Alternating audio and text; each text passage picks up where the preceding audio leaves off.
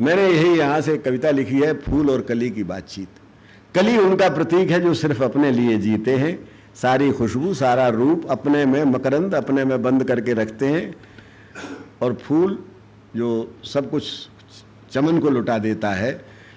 तो ऐसे ही दो प्रकार के लोग होते हैं। बस कली और फूल की बातचीत है। मैंने इसलिए इतनी ये भूमिका बांधी जिससे कि आप उसके साथ साथ चल सकें कि आप स्वयं के कली कौन है, फूल कौन है।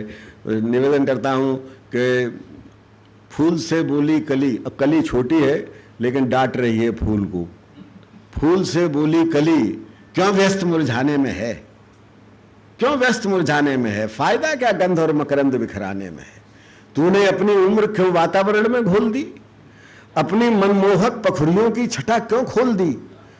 तू स्वयं को बांटता है जिस घड़ी से तू खिला, किंतु इस उपकार के बदले में तुझको क्या मिला, किंतु इस उपकार के बदले में तुझको क्या मिला।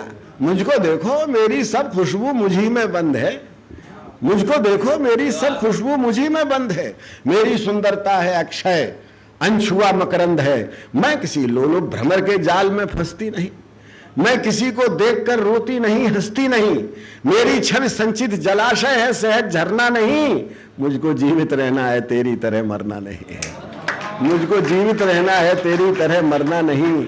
मैं जब कांटों में पली थी दुनिया तब सोती रही। मैं जब कांटों में, सब स्वार्थी लोग एक दलील देते हैं कि दुनिया ने हमारे लिए क्या किया जो हम दुनिया के लिए किया, देश ने हमारे लिए क्या किया जो हम देश के लिए करें। तो उसने कहा कि मैं जब कांटों में पली थी दुनिया तब सोती रही। मेरी ही क्या ये किसी की भी कभी होती नहीं। ऐसी दुनिया के लिए सौरभ लुटाऊं किस लिए, स्वार्थी समुदाय का मेला लगाऊं किस लिए। फूल का जवाब सुन लीजिएगा, वही कविता का आशय है कि फूल उस नादान की वाचालता पर चुप रहा, फिर स्वयं को देखकर भोली कली से यूं कहा कि जिंदगी सिद्धांत की सीमाओं में बंटती नहीं, ये वो पूंजी है जो व्यय से बढ़ती है, घटती नहीं।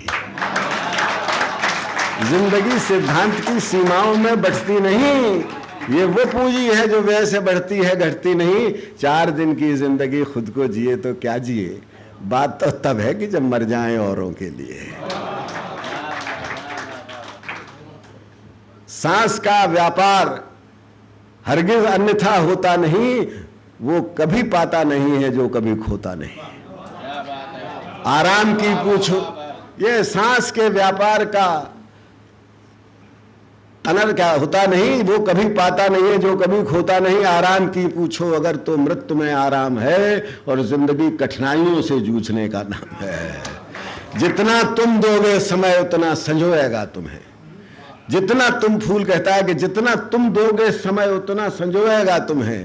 पूरे उपवन में पवन कंधों पे ढोएगा तुम्हें।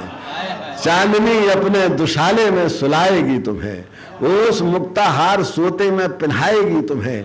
धूप अपनी उंगलियों से गुदगुदाएगी तुम्हें, तितलियों की रेशमी सेहरन जगाएगी तुम्हें, और टूटे मन वाले कलेजे से लगाएंगे तुम्हें, और मंदिरों के देवता सिर पे चढ़ाएंगे तुम्हें।